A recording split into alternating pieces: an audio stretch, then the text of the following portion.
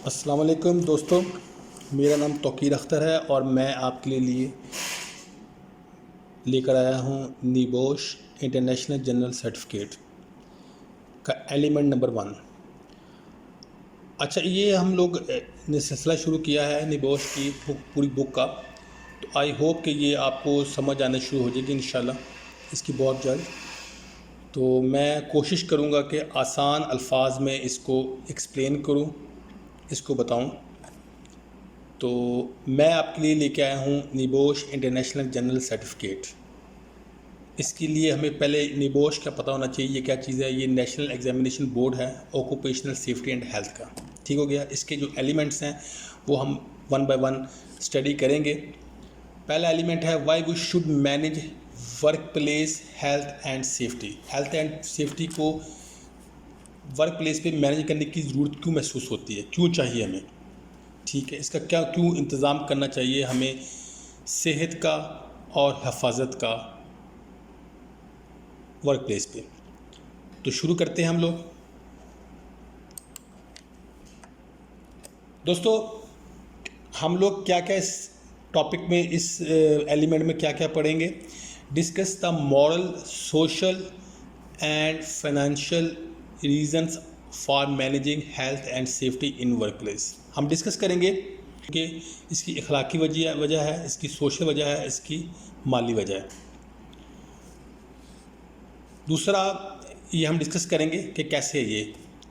दूसरा है explain how health and safety is regulated and the consequence of non compliance. हम बताएंगे कि कैसे हेल्थ एंड सेफ्टी का हमें इंतज़ाम करना पड़ेगा और अगर हम इसके ऊपर इम्प्लीमेंट नहीं करते, इसको हम लोग इसका इंतज़ाम नहीं करते तो क्या उसके ख़तरात हो सकते हैं, इसका क्या कॉन्सिक्वेंस निकलेगा, इससे क्या असरात निकलेंगे। तीसरा ये कि summarise the main health and safety duties of different group of people at work. हम बताएंगे हेल्थ एंड सेफ्टी से रिलेटेड उनकी ड्यूटीज़ क्या क्या हैं। Explain how contractors should be selected. ये एक्सप्लेन करेंगे इसमें कि कैसे आपने कॉन्ट्रैक्टर को सिलेक्ट करना है, उसको मॉनिटर करना है और उसको काम करते हुए देखना है या काम करने की इजाज़त देनी है, उसको मैनेज करना है, ठीक हो गया। दोस्तों, मॉरल्स एंड मनी, वही अखलाकी तौर पे और माली तौर पे इसकी क्या हैसियत है, ये हम डिस्कस करेंगे। आगे वो डेफिनेशन बताता है हेल्थ, सेफ्टी एंड वेलफेयर की। हेल्थ की डेफिनेशन बताता है कि एब्सेंस ऑफ डिजीज़ और ill health. Health and safety and welfare की डेफिनेशन, हेल्थ क्या बता रहा है, एब्सेंस ऑफ डिजीज़ और इल हेल्थ, ठीक है, कि किसी भी बीमारी या ख़राब सेहत का ना होना उसको हेल्थ कहते हैं, ठीक हो गया। और absence of risk of serious personal injury, किसी चोट लगने का ख़तरा ना होना, ठीक हो गया, इसको सेफ्टी कहते हैं। और वेलफेयर कहता है एक्सेस टू बेसिक फैसिलिटीज़, बुनियादी सहूलियत का मिलना।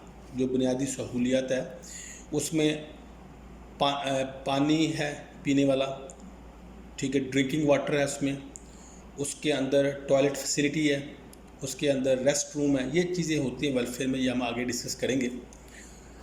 तो आगे चलते हैं। ग्रुप एक्सरसाइज है कि why might the management of an organization not consider health and safety to be priority. Company की management, top management health and safety को क्यों अहमियत नहीं देती, ये उन्होंने क्वेश्चन पूछा है, इसका आप आंसर लिख सकते हैं, उससे डिस्कस कर सकते हैं। मुझे आप कमेंट्स में आस्किंग क्वेश्चन, आप कोई भी क्वेश्चन है आप पूछ सकते हैं, नो प्रॉब्लम। आगे चलते हैं। वो कहते हैं the moral reason for managing health and safety. इखलाकी वजह क्या है हेल्थ एंड सेफ्टी के इंतज़ाम करने की। यानी एक कंपनी है, फैक्ट्री है, कुछ भी है, वहाँ हेल्थ एंड सेफ्टी की ज़रूरत क्यों है, इसकी अखलाकी वजह है।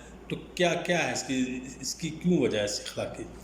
तो ये है जी कि global statistics from the international labour organization safe work programme क्या कहते हैं जी वो ILO वाले, वो कहते हैं जी कि over 3,50,000 work related fatal accidents each year.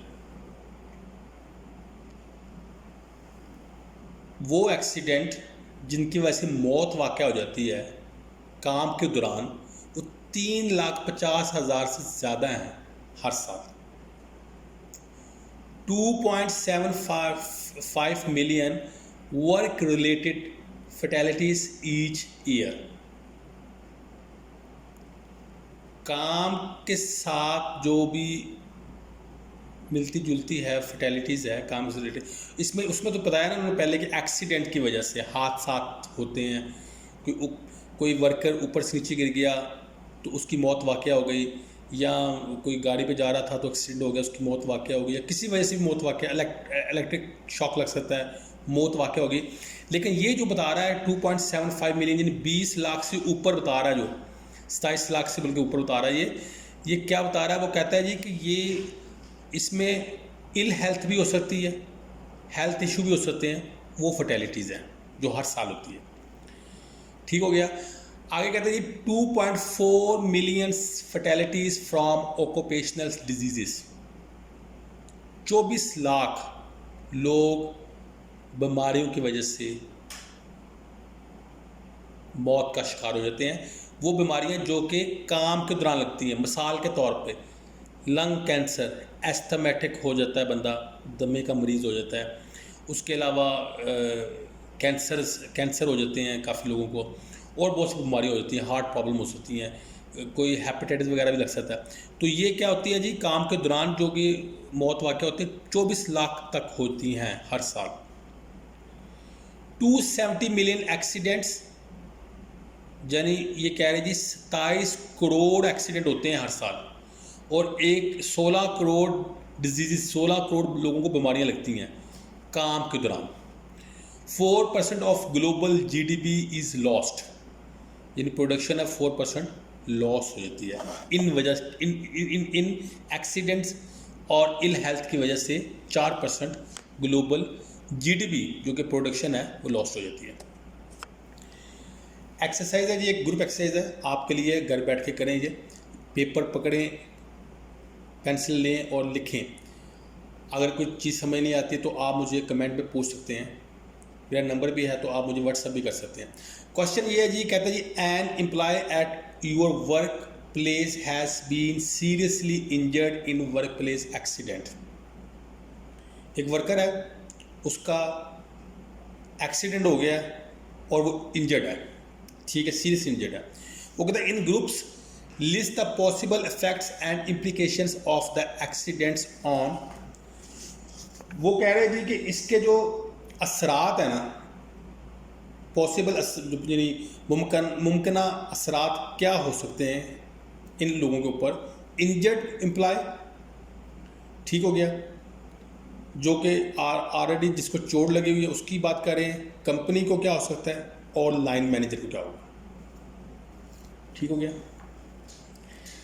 आगे चलते नहीं, वो कहते हैं financial reason for managing health and safety. माली वजह भी होती है इसकी कि हेल्थ एंड सेफ्टी को मैनेज करने की। वो क्या है जी, वो कहता है जी कि एक्सीडेंट जो है ना, accidents and ill health cost money.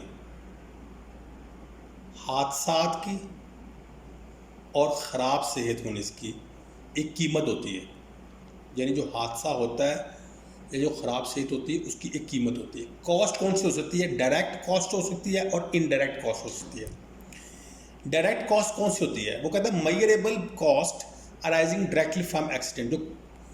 जो हादसा होने के फ़ौरन बाद समझ आती है ना, उसको आप डायरेक्ट कॉस्ट कहते हैं। जैसे फर्टेलिटी हो जाती है, बंदा मर जाता है, ये भी कॉस्ट है क्या। वो उसको इंजर्ड हो गया, ये भी कॉस्ट है। उसकी मेडिकल ट्रीटमेंट में पैसे लगते हैं, वो भी कॉस्ट है। ये डायरेक्ट कॉस्ट है, ये नज़र आ रही है, मैयर हो रही है, पता लग रहा है कितना पैसा लग रहा है, क्या खर्चा आ रहा है, क्या कुछ हो रहा है, ठीक है। इनडायरेक्ट कॉस्ट वो होती है जो कि नज़र नहीं आती, लेकिन पता लग जाता है कि यार ये कॉस्ट में पड़ गई है, ठीक है। उसको उसको कैलकुलेट नहीं कर सकते, ठीक हो गया। इनडायरेक्ट और डायरेक्ट कॉस्ट का हमने बता दिया। Arise as a consequence of the event but may not directly involve, पैसा नहीं इन्वॉल्व होता, इसमें रेपुटेशन भी आ जाती है, इसमें बहुत सारी चीज़ें आ जाती हैं इनडायरेक्ट कॉस्ट में, वो हम आगे डिस्कस करेंगे।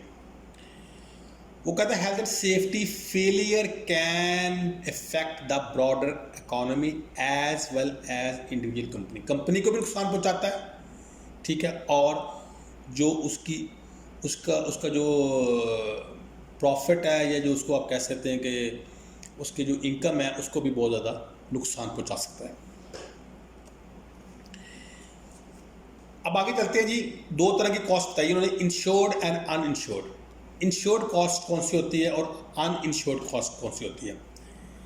इंश्योर्ड कॉस्ट होती है जैसे फायर, आग लग गई, इसकी कॉस्ट मिल जाती है, इंश्योर्ड हो सकती है। वर्कर इंजरी, डेथ, इसकी इंश्योर्ड हो सकती है। मेडिकल कॉस्ट ये इंश्योर्ड हो सकती है। लेकिन अनइंश्योर्ड कौन सी होती है? जिसकी कोई इंश्योरेंस नहीं होती, ठीक है। वो ये क्या है जी? Loss of raw materials due to accident. जो आपका रॉ मटेरियल नुकसान उसका होता है, जो ख़राब हो जाता है या ख़त्म हो जाता है, उसका कोई इंश्योरेंस नहीं है। सिक पे एक बंदा छुट्टी लेके घर बैठ गया है, उसकी कोई इंश्योरेंस नहीं है, इंश्योर्ड नहीं है वो। ओवर टाइम की कोई इंश्योर्ड नहीं कॉस्ट, ये अनइंश्योर्ड है। इक्विपमेंट रिपेयर्स, ये भी अनइंश्योर्ड है। और मटेरियल का गुम जाना, ये भी अनइंश्योर्ड है।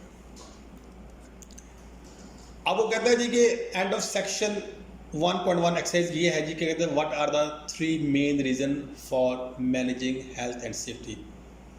कौन कौन सी 3 वजह हमने पीछे डिस्कस की हैं, उसमें अखलाकी, समाजी और माली, मॉरल, सोशल एंड फाइनेंशियल, ये हमने डिस्कस की है। ये आपने भी लिखना है, इसका थोड़ा सा आप रिवीजन करें, ठीक है, स्टडी करें इसको दोबारा। और दूसरा जो है वो कहते हैं what should an employer provide to ensure health and safety.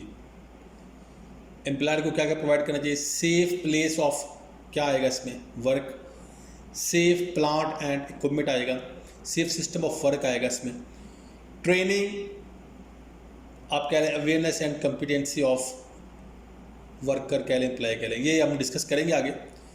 ये बताया है इन्होंने, क्वेश्चन ही पूछे इन्होंने, वैसे आगे बताएंगे ये सारा कुछ। आगे चलते जी, वो कहते हैं जी regulating health and safety. Health and safety यानी सेहत और हिफाजत के इंतजामात, सेहत के इंतजामात और हिफाजत के। आगे चलते जी, क्या क्या कहते हैं? वो कहते हैं जी most countries have health and safety law. बहुत सारी कंट्रीज़ हैं, बहुत सारे मुल्क हैं जिनके अपने हेल्थ एंड सेफ्टी लॉज हैं, लेकिन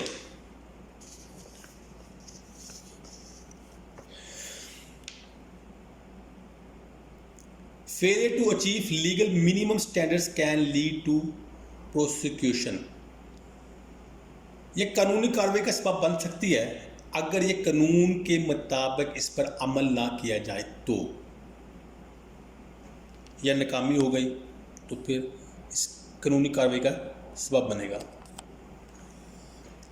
इंटरनेशनल लेबर ऑर्गेनाइजेशन, ये क्या है? ILO, ये एक एजेंसी है जो कि यूनाइटेड नेशंस ने बनाई है, ठीक है। बहुत सारी कंट्रीज इसकी मेंबर्स हैं और ये हेल्थ एंड सेफ्टी के स्टैंडर्ड्स बनाती है और ये पब्लिश करती है। कहाँ पब्लिश करती है? वो करती है जी इस पे मीटिंग्स में या सेमिनार्स में, और उसकी सिफारिशात देती है, रिकमेंडेशन लेती है, सिफारिशात, ठीक हो गया। कन्वेंशंस क्या है जी? कन्वेंशंस है क्रिएट बाइंडिंग ऑब्लिगेशंस और policies to implement their provisions. वो जो हेल्थ एंड सेफ्टी की दफात बनाते हैं, या उसको कह लें आप जो भी पॉलिसी बनाते हैं, उसको उसको नाफज करना, उस पर अमल करवाना, ठीक है।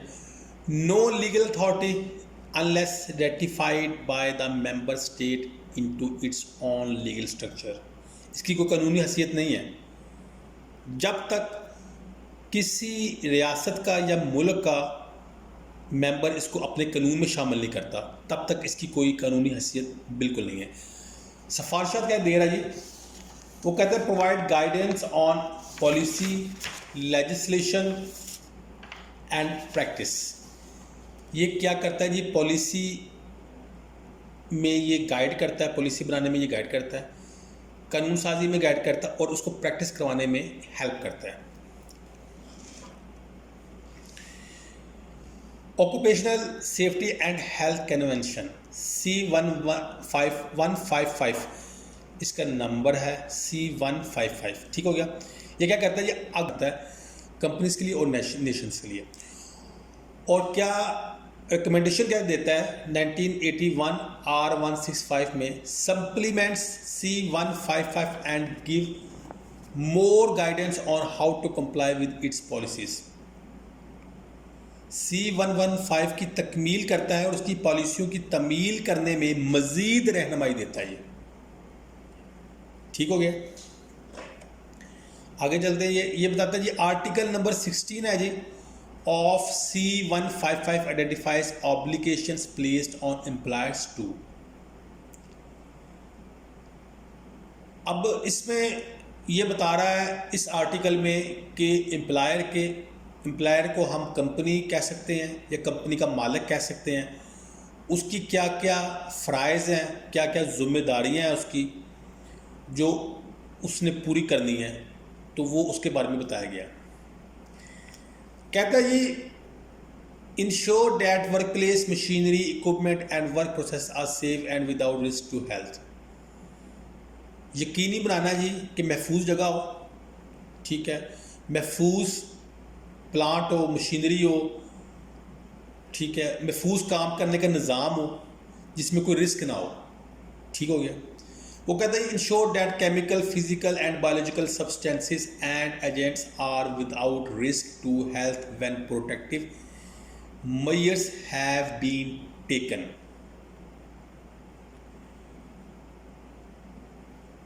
ये भी यकीनी बनाना कि केमिकल, फिजिकल और बायोलॉजिकल सब्सटेंसेस जो हैं वो भी रिस्क फ्री हैं, ठीक है, और वो सेहत के लिए नुकसानदेह नहीं है। Provide adequate protective clothing and equipment to prevent risks of accidents और एडवर्स हेल्थ इफेक्ट्स। आपको प्रोटेक्टिव इक्विपमेंट्स या क्लॉथ देने हैं जो कि आपको आप पीपी जिसे कहते हैं वो आपको देंगे, और ये भी इंश्योर करना है कि उसका कोई नुकसान आपकी सेहत पर ना हो, ठीक हो गया।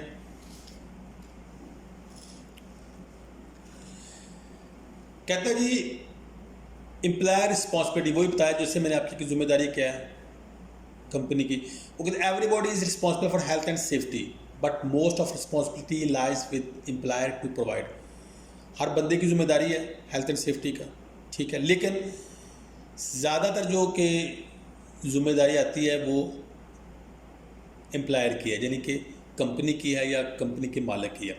तो क्या करना चाहिए इसको? सेफ प्लेस ऑफ वर्क, महफूज जगह देनी चाहिए उसको। सेफ प्लांट एंड इक्विपमेंट, महफूज प्लांट देना चाहिए उसको, और आप कह सकते हैं कि इक्विपमेंट दे दें, और महफूज काम करने का निज़ाम दे दें, सेफ सिस्टम ऑफ वर्क जिसे कहते हैं। ट्रेनिंग दें उसको, सुपरविज़न करें और कॉम्पिटेंसी ऑफ स्टाफ दें, ठीक है, तरबियत दें उसको, हदायत दें उसको, रहनुमाई दें, ठीक हो गया। आगे चलते हैं जी। वो कहते हैं आर्टिकल 10 ऑफ R164, इसको थोड़ा सा ज़्यादा उसने एक्सप्लेन कर दिया। इसमें आर्टिकल 10 है R164 का। ये क्वेश्चन जो है पेपर में अक्सर आ जाता था, अभी तो खैर ओपन बुक है, इसमें भी थोड़ा सा इस पर डिस्कस कर सकते हैं, वो लोग पूछ सकते हैं। कहते हैं जी provide and maintain work places machinery and equipment and use working method that are safe. वो चीज़ बताई गई है कि आपने जो वर्क प्लेस देनी है, ये काम करने की जगह हो, मशीनरी हो, इक्विपमेंट हो, ठीक है, वो महफूज होनी चाहिए, काम करने के काबिल होनी चाहिए, ठीक है। और दूसरा बताया give necessary instruction, training and supervision in application and use of health and safety measures. उनको आप लोग रहनुमाई दें, तरबियत दें, ठीक हो गया, और हदायत दें ज़रूरी, जिसकी वजह से उसकी जिस्मानी और जहनी थकावट दूर करने के लिए अमली इक़दाम हों। Introduce organisational arrangement relevant to activities and size of undertaken. आपने अरेंजमेंट लगा देने कर देने कंपनी में, ठीक है, कंपनी के साइज़ के मुताबिक और उसके काम के मुताबिक, ठीक हो गया। जिसमें मिसाल के तौर पे किसी की ड्यूटीज़ लगा देनी है या कुछ चीज़ें प्रोवाइड कर देनी, वो अरेंजमेंट लगा देनी है, या आगे डिस्कस करेंगे अरेंजमेंट कैसे करते हैं, ठीक है। अब कंपनी का साइज़ है, ये नहीं कंपनी का साइज़ में कंपनी के जो एम्प्लॉयज़ हैं वो 5000 है, तो आपने वो 50 एम्प्लॉयज़ के मुताबिक लगा दिया, कर दिया, उसको अरेंजमेंट कर दी, ये ऐसे नहीं होगा, ठीक है। जितने ज़्यादा साइज़ बड़ा होगा उतनी अरेंजमेंट्स उस हिसाब से आप लोगों ने अरेंज करने हैं, कंपनी ने करने हैं। वो कहता है जी provide PPE and clothing without charge to workers. पैसे नहीं लेने आपने वर्कर्स से, फ्री होंगे वो वर्कर्स के लिए, ठीक है। जो भी क्लॉथ वगैरह, हेलमेट, PP जो भी होगा वो फ्री ऑफ चार्ज होगा। Ensure that work organization, particularly working hours and rest breaks, does not adversely affect occupational safety and health। ये यकीनी करना है कि काम करने का जो है सिस्टम, जो करने का तरीका है, या आप ये कह सकते हैं कि हेल्थ एंड सेफ्टी को मद्देनज़र रखते हुए तरबियत, हदायत और रहनुमाई ज़रूरी है, ठीक है। जिस्मानी और जहनी थकावट को दूर करने के लिए अमली इक़दाम करने हैं।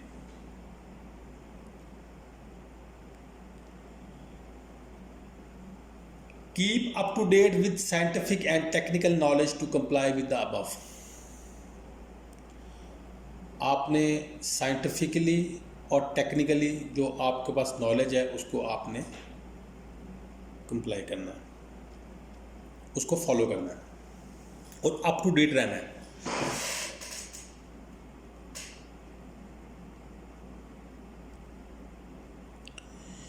Workers responsibilities and rights. अब जो पहले तो उसका था वर्कर्स की रिस्पॉन्सिबिलिटी, एम्प्लॉयर्स की रिस्पॉन्सिबिलिटीज़ थी, अब वर्कर्स की रिस्पॉन्सिबिलिटीज़ हैं एंड राइट्स, और उनके राइट क्या क्या हैं। तो राइट जो होंगे वो एम्प्लॉयर्स की रिस्पॉन्सिबिलिटीज़ में भी आ जाएंगे, सेम हो जाएंगे, लेकिन रिस्पॉन्सिबिलिटीज़ क्या क्या ये अपने बताते हैं पहले इसको, ठीक है।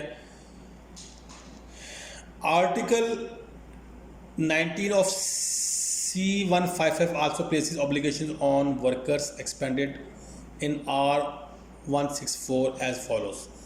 क्या बता रहा है जी इसमें R164 में? वो कहता है taken reasonable care of their on safety and that of other people. अपनी सेफ्टी का भी ख्याल रखना है उसने, ठीक है, और दूसरों की भी सेफ्टी का भी ख्याल रखना है। अपनी हिफाजत भी करनी है और लोगों की भी उसने केयर करनी है। ये नहीं कि अपनी हिफाजत करते करते दूसरे के लिए प्रॉब्लम बना दे वो। Comply with safety instruction and procedure. जो भी हिफाजती इक़दाम हैं उनको उसने अमली इक़दाम में लेके आना है, ठीक है। Use all safety equipment properly. जितने भी इक्विपमेंट हैं सेफ्टी के उनको प्रॉपरली यूज़ करना है। हेलमेट दिया गया है उसने पहनना है, ग्लासेस दिए हुए उसने पहनना है, ग्लव्स दिए हुए उसने पहनने हैं, सेफ्टी शूज़ उसने पहनने हैं, हार्नेस उसने पहननी है, सेफ्टी हार्नेस, ठीक है। ये चीज़ें मुझे उसने पहननी है। वो कहते हैं report any situation that they believe could be a hazard and which they cannot themselves correct। अगर वो देखता है कि कोई ख़तरा है या कोई रिस्क है या कोई मसला है तो वो उसको फ़ौरन कंप्लेन करे या उसकी रिपोर्ट कर दे, ठीक है। जिसको वो समझता है कि वो खुद ठीक नहीं कर सकता उसको फ़ौरन रिपोर्ट कर देना चाहिए। आगे कहता है report any work related accident ill health. हमेशा रिपोर्ट करनी है अगर एक्सीडेंट हो जाता है या कोई बीमारी लग जाती है या आप कह सकते हैं कि ख़राब सेहत है तो फ़ौरन रिपोर्ट कर देनी है। आगे चलते जी, कहते हैं जी, given adequate information on actions the employer has taken to ensure safety and health. Employer को चाहिए, मालिक को चाहिए कि वो प्रॉपर उसको रहनुमाई दे, ठीक है, जो कि हेल्थ एंड सेफ्टी से रिलेटेड हो। Given the right to necessary training in safety and health, ये भी वर्कर का राइट है कि उसको मुकम्मल तौर पर तरबियत दी जाए हिफाजत और सेहत से related. Consulted by the employer on all matters of safety and health related to their work. Employer को चाहिए कि वो सारे मामला जो है हेल्थ एंड सेफ्टी से रिलेटेड जो हैं वो सारे अपने वर्कर से डिस्कस करें, अपने वर्कर से कंसल्ट करें, डिस्कस करना चाहिए उसको। Given the right to leave a work place that he has reason to think presents an imminent and serious dangers to his life or health and not be compelled to return until it is safe। Worker को पूरा अख्तियार होना चाहिए कि वो काम की जगह को छोड़ दे जब तक वो समझे कि वो जगह गैर महफूज है और उसको मजबूर ना किया जाए। ठीक हो गया, काम की वापसी के लिए कि उसको मजबूर ना किया जाए कि आप वापस आ जाओ काम करने के लिए, कुछ नहीं होता, हम ठीक कर लेंगे, आपको अब हमारी जिम्मेदारी है, ऐसे ना कहा जाए इसको। The role of enforcement agencies, role क्या है जी इन्फोर्समेंट एजेंसीज का रोल क्या है? वो कहता है जी नो हार्मोनाइज्ड ग्लोबल स्टैंडर्ड, ये आलमी मेयार के मुताबिक नहीं होते। ठीक है, अब मैं आपको इन्फोर्समेंट एजेंसी जो पाकिस्तान में भी चलती है मेरे ख्याल में, जैसे आप कह सकते हैं जी 1122 है, या वो भी पंजाब के कोई इदारे होंगे, पुलिस वगैरह भी इसमें शामिल होती है, लेकिन ये बता रहा है कि जी वो आलमी मेयार के मुताबिक नहीं है, ये पॉसिबिलिटी है। ठीक हो गया। कंट्री स्पेसिफिक एजेंसी में इंक्लूड, कंट्री की कौन कौन सी एजेंसी उसमें आ सकती है? Health and safety enforcement agency आ सकती है, फायर आ सकती है जैसे हमारी 1122 है अथॉरिटी है, इंश्योरेंस कंपनीज आ सकती हैं जैसे EF2 कंपनी है, और भी इंश्योरेंस कंपनीज हैं। ठीक हो गया। Police may be involve in enforcing health and safety law in some countries, police भी इन्वॉल्व हो सकती है इसके अंदर।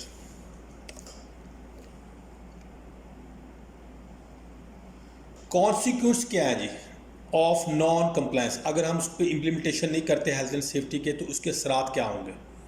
वो कहता है breach of health and safety legislation is usually a criminal offence leading to, health and safety कानून की खिलाफ वर्जी आम तौर पर एक मुजरमाना जुर्म है, जिसकी वजह से क्या होता है इन्फोर्समेंट एक्शन क्या करती है? इम्प्रूवमेंट, वो इम्प्रूव करने की कोशिश करती है, या प्रोहिबिशन, या उसको मना कर देती है, काम करने से रोक देती है। प्रोसिक्यूशन क्या करती है, यानी कि आप कह सकते हैं अदालत क्या करती है? ऑर्गेनाइजेशन में भी फाइन, कंपनी को फाइन हो सकता है। ठीक है, इंडिविजुअल्स में भी फाइंड और इम्प्रिजन्ड, एक बंदा भी इनमें से मालिक या कोई भी मैनेजर वगैरह उसको भी फाइन हो सकता है और वो जेल में जा सकता है। अदर इंटरनेशनल स्टैंडर्ड्स, दूसरे स्टैंडर्ड्स कौन कौन से हैं वो बता रहे हैं। International organisation for standardisation ISO, इसको इंटरनेशनल स्टैंडर्ड ऑर्गेनाइजेशन भी कहते हैं। और ये क्या है? ये world largest developer of management standards, ये दुनिया के इंतज़ामी मेयारात का सबसे बड़ा डेवलपर है। इसमें कौन कौन से आते हैं? ISO 9001 क्वालिटी मैनेजमेंट है, ठीक है, ये मेयार को मैनेज करता है।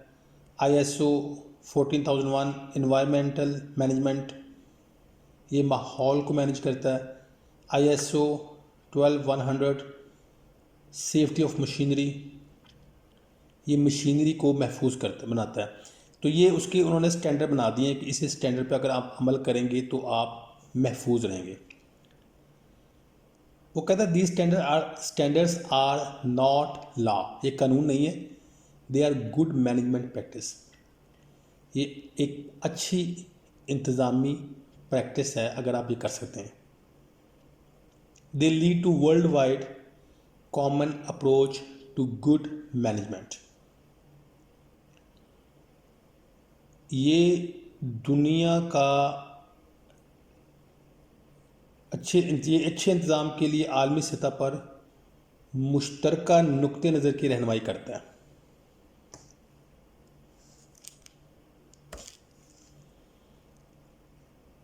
International recognised standard for occupational health and safety is currently ISO 45001। पहले ये 18001 था, अब ये 45001 हो गया ISO में, ठीक है। इसको बोलते हैं ऑक्यूपेशनल हेल्थ एंड सेफ्टी का ये स्टैंडर्ड है, और ये compatible with ISO 9001 and ISO 14001। ये ISO 9001 और ISO 14001 से मुताबिकत रखता है। अब कौन कौन से इसमें इंफॉर्मेशन हैं, सोर्स ऑफ इंफॉर्मेशन कौन कौन सी हैं जहाँ से आप हेल्प ले सकते हैं। वो कहता है health and safety executive UK, इसकी वेबसाइट भी दी हुई उन्होंने। आगे वो कहता है occupational safety and health administration, ये USA का है, उसकी वेबसाइट भी नीचे है। यूरोपियन एजेंसी है फॉर हेल्थ एंड सेफ्टी के लिए, उसकी वेबसाइट भी है। वर्क सेफ, ये वेस्टर्न ऑस्ट्रेलिया की है। तो इनकी सब की वेबसाइट है नीचे, अगर आप इनको क्लिक करेंगे बहुत सारी इसमें से आपको इन्फॉर्मेशन मिलेगी, इंक्लूडिंग रिस्क असेसमेंट, क्या नाम है इसका, टूल बॉक्स टॉक के टॉपिक्स हैं इसके अंदर बहुत कुछ ऐसा आपके पास है स्टडी करने के लिए मटेरियल, और स्टैंडर्ड भी मेंशन किए होते हैं और अपडेट करते रहते हैं ये स्टैंडर्ड। इनको आपको देखना बहुत ज़रूरी है। चलें जी, ग्रुप एक्सरसाइज आ गई है। वो कहते हैं जी an employ has been injured at work, identify potential direct cost of the accident, indirect cost of accident. Direct cost बतानी है इसकी एक्सीडेंट की, और इनडायरेक्ट कॉस्ट हमने ऑलरेडी पहले डिस्कस की हुई है। ये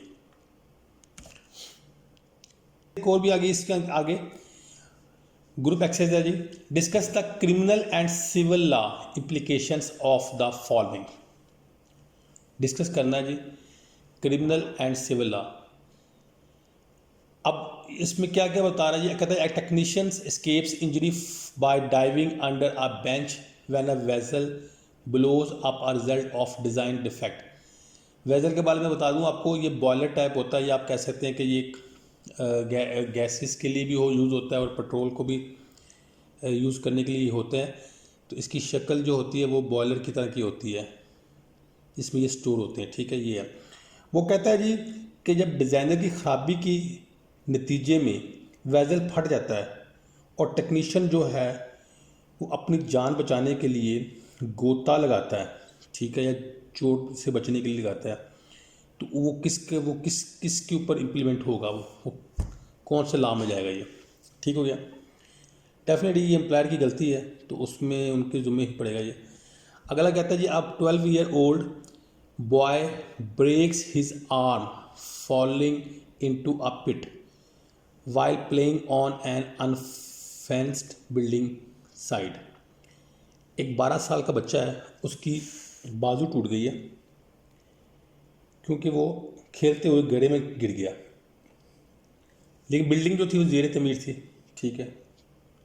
तो ये भी अपन उस पर डिस्कस करना है कि ये क्रिमिनल लॉ में आएगा या सिविल लॉ में आएगा। आगे वो कहते हैं जी a machine operator is blinded in one eye by colleague trying to help his remove a jammed machine part using a hammer। There is a safe way to remove the jammed part which does not involve the use of hammer, and the area they are in is a mandatory eye protection zone। Machine operator की एक आंख साया होगी क्योंकि उसके दोस्त ने machine के अंदर कोई हिस्सा जैम हो गया था, उसको ठीक करने में उसकी मदद कर रहा था, तो हैमर यूज़ कर दिया, तो उसका कुछ पार्टिकल जो कुछ चीज़ की आँख में लग गया, ठीक है, तो उसको एक आँख उसकी ज़ाया कर दी। वो कह रहा है जी उसको और भी तरीका था, सेफ तरीका था उसको, वो जो जैम पार्ट था उसको ठीक करने का, लेकिन उसके अंदर हैमर यूज़ नहीं होना था। और उस एरिया में ये बताया गया था कि आपने अपने आँखों को बचाने के लिए ग्लासेस या कोई शील्ड वगैरह पहननी है। तो इसमें कसूर किसका है? ये किस किस लॉ में आएगा? सिविल में आएगा या क्रिमिनल लॉ में आएगा? अच्छा, अगला क्वेश्चन वो करता है जी का scaffolder is electrocuted when the pole he is carrying touches a live overhead cable. The scaffolder works for a company contracted to a roofing company in turn contracted to a factory owner।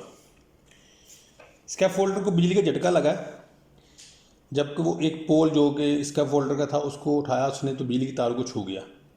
तो इसके बारे में वो बता रहा है कि जी company जो है उसने एक रूफिंग कंपनी को कॉन्ट्रैक्ट दिया हुआ था, ठीक हो गया, सब कॉन्ट्रैक्टर थे, तो वो फैक्ट्री ऑनर के लिए वो काम कर रहे थे, ये इसमें बता रहे हैं, ठीक है। अच्छा जी, हमने ये मॉड्यूल ख़त्म कर लिया 1.2 एक्सरसाइज। वो कहते हैं what are the main standards that ILO has produced by health and safety. कौन कौन से स्टैंडर्ड्स हैं जो ILO प्रोड्यूस करता है? What to country do with these standards, और जो ममालिक हैं वो इन स्टैंडर्ड के साथ क्या करते हैं, कैसे इसको यूज़ करते हैं, ठीक है। What are employers responsibility under R164। Employers की रिस्पॉन्सिबिलिटी क्या है, एम्प्लॉयर्स की रिस्पॉन्सिबिलिटी क्या है अंडर 164, और what action could be taken against organisation breaking health and safety law. अगर कंपनी हेल्थ एंड सेफ्टी के कानून को तोड़ती है तो उसके खिलाफ क्या क्या एक्शन लिए जा सकते हैं। सर अगला हम लोग शुरू करेंगे 1.3 मॉड्यूल। उसमें वो कहता है जी who does what in organisation.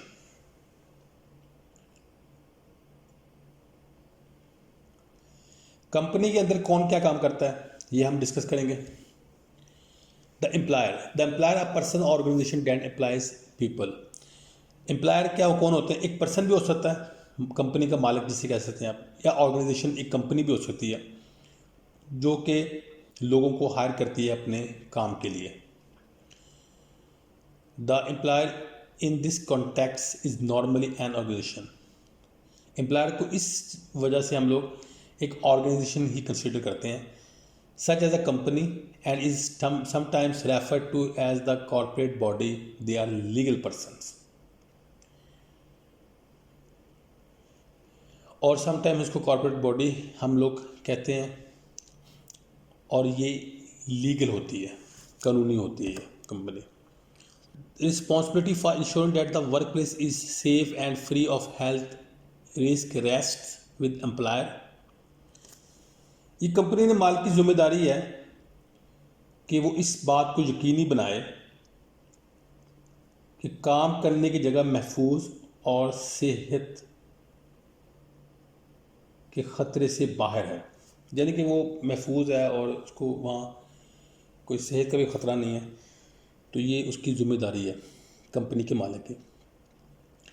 As we noted earlier, जैसे हमने पहले भी डिस्कस कर लिया, this responsibility is made clear in, ये responsibility already ILO convention C155 में और ILO रिकमेंडेशन जो सिफारशात दी थी R164 में ऑलरेडी मेंशन की हुई हैं। Employer carries ultimate responsibility for ensuring that the workplace is safe and free of health and risk and safety risk।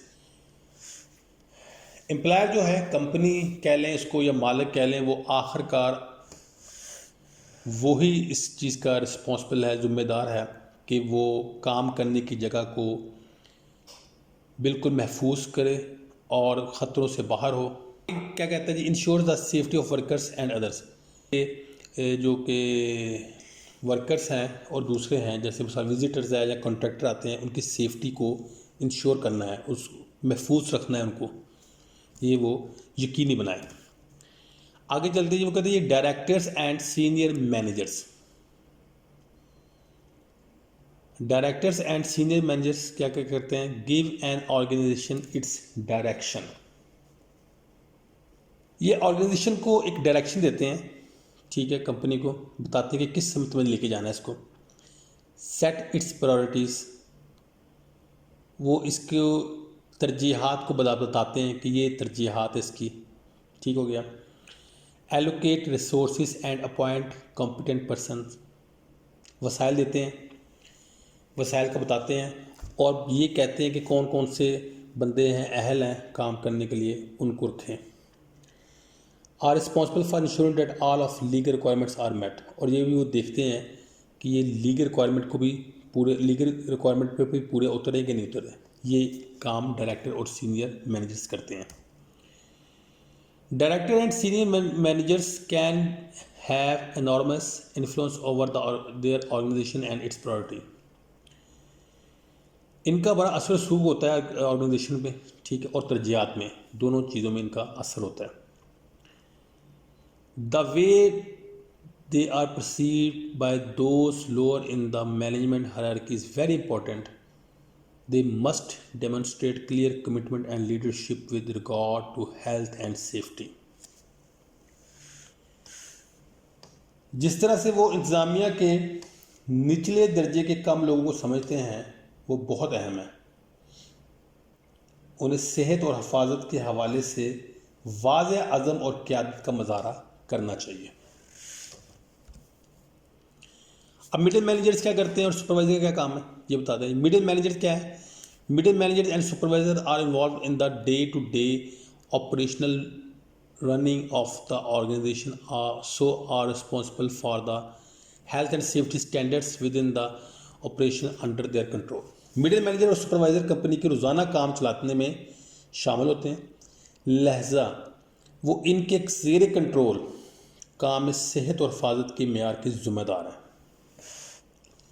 यानी कि वो अल्टीमेटली जो है वो हेल्थ एंड सेफ्टी के ज़िम्मेदार ये मिडिल मैनेजर और सुपरवाइज़र भी हैं, क्योंकि उनके कंट्रोल में सारा काम होता है, तो उन्होंने उसको देखना भी है हेल्थ एंड सेफ्टी के मुताबिक भी काम हो रहा है या नहीं हो रहा।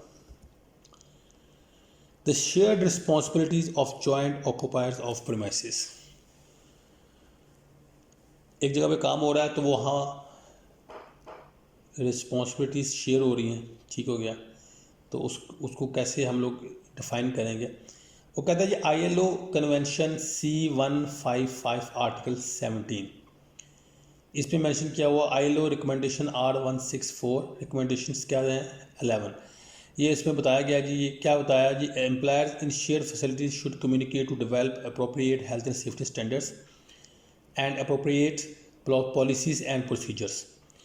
एम्प्लॉयर को चाहिए कि वो अपनी जो फैसिलिटीज़ हैं वो उसको दूसरों के साथ कम्युनिकेट करे जो जिनके साथ शेयर कर रहा है, ठीक हो गया, और हेल्थ एंड सेफ्टी से रिलेटेड जो भी हैं, और जो पॉलिसी बनाई है वो उनको भी शेयर करना है और कम्युनिकेट करना है, बताना है, और प्रोसीजर्स को भी बताना है, ठीक। इसमें क्या क्या चीज़ें वो कहता है इंक्लूड होंगी।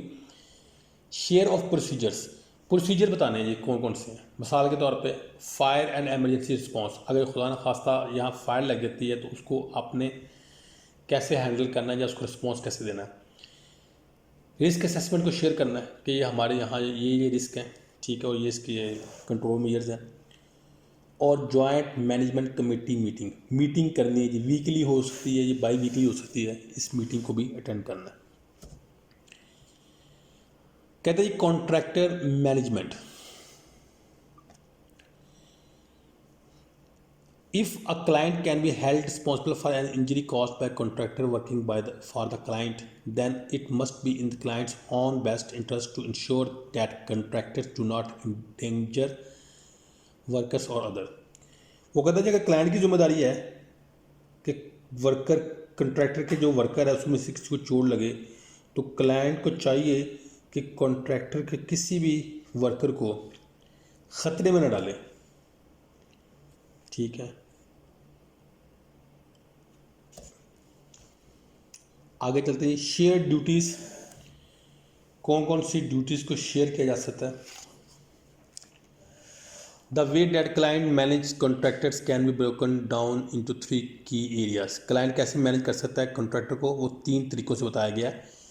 सिलेक्शन ऑफ कॉन्ट्रैक्टर्स, पहले तो सिलेक्शन करनी है कॉन्ट्रैक्टर्स की, उसको देखना कैसे हायर करेंगे कॉन्ट्रैक्टर कौन कौन सा। फिर planning and coordinating the work, plan करना है काम का, फिर तावन करना है काम के दौरान, मॉनिटर भी करना है और फिर उसके इंतजाम को चेक भी करना है। ठीक हो गया। आगे चलते जी वो सिलेक्शन कैसे करेंगे कॉन्ट्रैक्टर से, ये उन्होंने बताया। वो कहते हैं जब भी आपने थिंक यू शुड चेक, पहले आपने ये चीज़ें देखनी है। हेल्थ एंड सेफ्टी पॉलिसी, उसकी पहले पॉलिसी चेक करनी है कि पॉलिसी क्या कहती है हेल्थ एंड सेफ्टी की। रिस्क असेसमेंट पुरानी जो है वो देखनी है जो उन्होंने बनाई थी। क्वालिफिकेशन एंड ट्रेनिंग रिकॉर्ड देखना है कि उन्होंने जो बंदे हायर किए हैं उनकी क्वालिफिकेशन क्या है और उन ट्रेनिंग कौन कौन सी है। फिर मेंबरशिप देखनी है कि उनके पास कौन कौन सी है प्रोफेशनल ऑर्गेनाइजेशन की, जैसे आईओश की है, ओशा की है, या कोई मतलब अमेरिकन सोसाइटी की है या कैनेडियन सोसाइटी की, कौन कौन सी इनके पास मेंबरशिप है। मेंटेनेंस एंड इक्विपमेंट टेस्टिंग, ये कौन कौन सी हैं वो उन्होंने देखनी है कि इनकी इक्विपमेंट टेस्टिंग और मेंटेनेंस की रिपोर्ट वगैरह जो भी उन्होंने बनाई है क्या क्या है। इनके प्रीवियस क्लाइंट्स देखने हैं, एक्सीडेंट रिकॉर्ड्स देखने हैं जो पहले हो चुके हैं, उन कैसे वो उनको मैनेज किया, कैसे बनाया, कैसे रिपोर्टिंग की। इन्फोर्समेंट एक्शन देखने हैं जो कि गवर्नमेंट ने उनके खिलाफ लिया है। और रिसोर्सेज देखने हैं, रिसोर्सेज क्या क्या कौन से हैं इनके पास।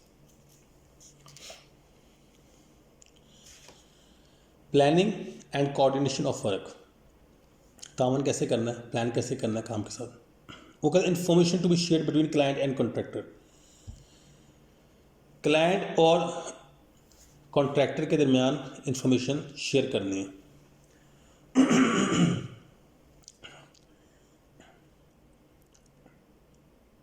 Hazard posed by site and work carried out, hazard posed by contractor activities, risk assessment है और उसमें मेथड स्टेटमेंट है।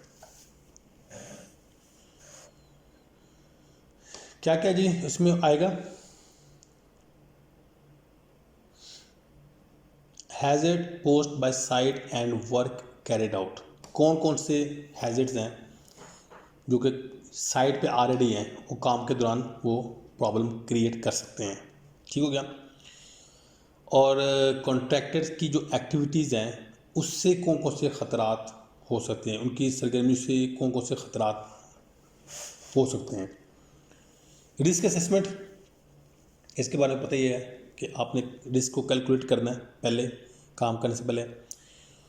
और मेथड स्टेटमेंट यानी काम करने का तरीका क्या है, इसको भी एक पेपर वर्क में ही बताया जाता है जैसे रिस्क असेसमेंट को लिखा जाता है।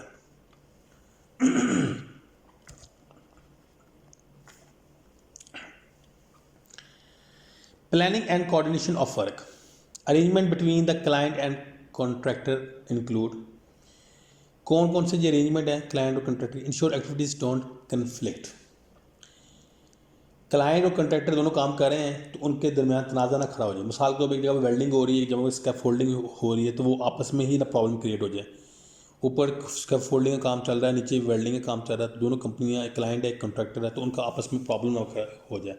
तो कन्फ्लिक्ट नहीं करना, ऊपर डिस्कस करना कि पहले आप काम कर लें या हम कर लें, इस तरह कोई भी इसका जरिया निकल सकता है।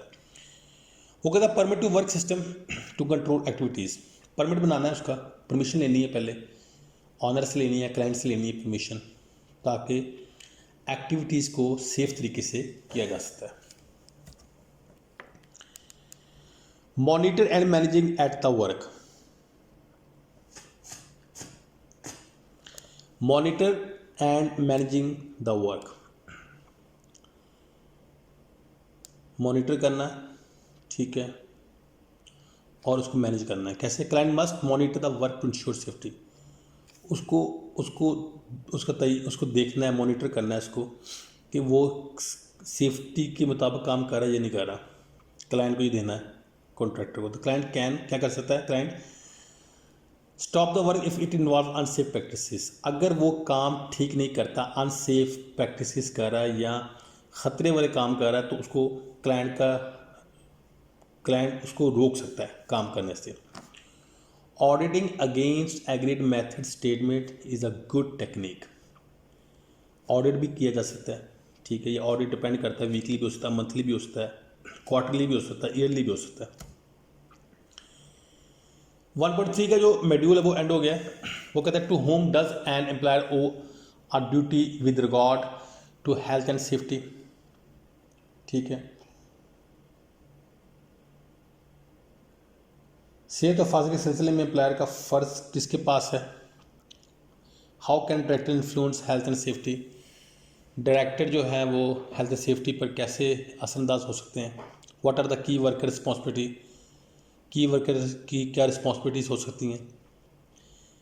What would you look for check when selecting a contractor? अगर आपने आप खुद क्लाइंट हैं और आपने कॉन्ट्रैक्टर सेलेक्ट करना, तो क्या क्या चीज़ें आप चेक करेंगे? चलें जी, अब समरी बयान कर देते हैं क्या क्या हमने पढ़ा है। कि हेल्थ एंड सेफ्टी की डेफिनेशन पढ़ी हमने, हेल्थ सेफ्टी वेलफेयर की। इसके बाद फिर 3 मेन रीज़न कि जो कि मैनेज करते हैं हेल्थ एंड सेफ्टी को, वो पढ़ा हमने, जिसमें मॉरल था, लीगल था, फाइनेंशियल था, अखलाकी, समाजी और या समाजी कह लें या कानूनी कह लें, और माली वजह जो थी वो बताई गई। Set out the basic requirements of international standard that given govern health and safety, ILO convention C155 and recommendation 1 R164। ये हमने इंटरनेशनल स्टैंडर्ड्स को डिस्कस किया कि इसमें वर्कर्स की और एम्प्लॉयर्स की क्या क्या रिस्पॉन्सिबिलिटीज़ हैं और क्या क्या राइट्स हैं। Discuss the consequence for employers and workers of non compliance with legal standards. ये भी देखा क्या असरात हो सकते हैं कंपनी को और वर्कर को अगर वो हेल्थ एंड सेफ्टी के जो स्टैंडर्ड्स हैं उनको फॉलो नहीं करते। ठीक हो गया। Noted some source of information, हमने सोर्स ऑफ इंफॉर्मेशन देखे जिसमें मैंने बताया था आपको UK के भी, USA के, वेस्टर्न ऑस्ट्रेलिया और उनकी वेबसाइट्स पे लिखी हुई थी। ठीक है, उनके health and safety standards mention किए हुए थे। फिर हमने identify various parties with in and outside the work place. कौन कौन सी पार्टीज़ हैं जो कि काम करने के दौरान होती हैं और काम करने के दौरान नहीं होती, बाहर भी होती हैं। जैसे नेबर्स भी आ जाते हैं, जो बच्चे वगैरह खेलते हैं वो भी आ जाते हैं। और इनसाइड कौन कौन से विजिटर हो सकते हैं, कॉन्ट्रैक्टर हो सकते हैं, ठीक है ना, और भी बहुत सारी पार्टीज हो सकती हैं। एंड द रिस्पॉन्सिबिलिटी, उनकी रिस्पॉन्सिबिलिटी क्या क्या है, ये हमने स्टडी की। आगे लास्ट जो है, consider the responsibility that client has for the management of contractor. हमने रिस्पॉन्सिबिलिटी जो कि क्लाइंट की थी वो कैसे मैनेज करेगा कॉन्ट्रैक्टर को, and outline the steps that client should take to choose a competent contractor. कौन कौन से स्टेप है अगर क्लाइंट ने चूज़ करना है कॉन्ट्रैक्टर को, तो कौन कौन से स्टेप्स लेने पड़ेंगे। ठीक हो गया। And plan the end monitor their work, और उसको प्लान करना है और उसको मॉनिटर करना है उसके काम को। तो दोस्तों हमने ये पहला चैप्टर हमने इस पर स्टडी किया। ठीक है, आई होप कि आपको ये समझ में आ गया होगा। इसमें कोई इतनी बड़ी मुश्किल चीज़ नहीं थी, इसमें सिर्फ मैनेजमेंट के बारे में बताया गया कि मैनेजमेंट जो है वो किस तरह काम करती है। पहले तो उसमें वजह बताई गई कि हेल्थ एंड सेफ्टी को की रीज़न क्या है इसको मैनेज करने की। फिर कुछ रिस्पॉन्सिबिलिटीज़ बताई गई एम्प्लॉयर्स की, या आप कह सकते हैं कंपनी की, और वर्कर्स की भी रिस्पॉन्सिबिलिटीज़ बताई गई, उनके राइट बताए गए इसमें। ठीक है, फिर कुछ डिस्कस किया गया कि सोर्स ऑफ इन्फॉर्मेशन क्या क्या है, कहाँ कहाँ से हम लोग इन्फॉर्मेशन ले सकते हैं हेल्थ एंड सेफ्टी की। फिर हम कॉन्ट्रैक्टर को कैसे हायर कर सकते हैं, ठीक है, एज अ क्लाइंट, उसके हमने देखा। ठीक है, तो आई होप कि आपको ये समझ में आया होगा। तो नेक्स्ट लेक्चर इंशाल्लाह बहुत जल्द हम आपके पास लेके हाज़िर होंगे। तब तक के लिए इजाज़त दीजिए। अल्लाह हाफिज़।